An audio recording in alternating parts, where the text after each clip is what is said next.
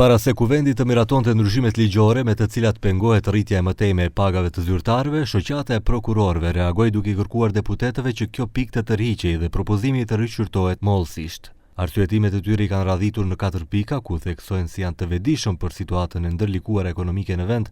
por i kujtojnë edhe se kjo është në kundërshtim me ligjin për pagat e prokurorëve. Prokurorët publik kryejnë punë të ndërlikuar dhe me përgjegjësi dhe mbajnë barrën e ndjekjes penale, edhe atë pa kushte të përshtatshme materiale dhe pa mbështetje të mjaftueshme profesionale. Shtesat e parashikuara me ligj për kompleksitetin e punës prej vitesh nuk u paguan për shkak të mungesës së mjeteve në buxhet. Nga shoqata po ashtu kanë bërë edhe një krahasim me pagat e prokurorëve të Maqedonisë me ato të rajonit, ku del se prokurorët e vendit kanë pagat më të ulta duke lëvizur nga 1.500 deri në 2.100 euro, ndërsa në vendet fqinje, sipas tyre, pagat janë dukshëm më të larta, si në Serbi nga 1.600 deri në 4.000 euro, në Maltëzi 1.600 deri në 4.700 euro, në Shqipëri 1.600 deri në 3.000 euro, ndërsa në Bullgari mesatarisht rreth 3.000 euro plus bonusi vjetor.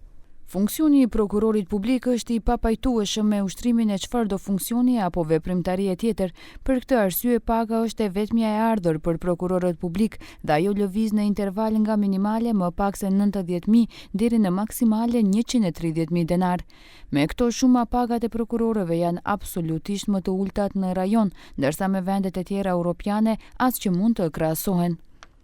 Nga shoqata rikujtojnë gjithashtu se gjykata kushtetuese tashmë ka nisur procedurë për vlerësimin e kushtetueshmërisë së ndryshimeve të mëparshme në këtë ligj, me të cilat janë ulur koeficientët dhe është kufizuar rritja e pagave. Ata paralajmërojnë për pasoja të dëmshme juridike nëse miratojnë ndryshimet e reja para se të merret vendimi përfundimtar i kushtetueses, duke konsideruar propozimin aktual si zgjidhje antikushtetuese dhe të paligjshme.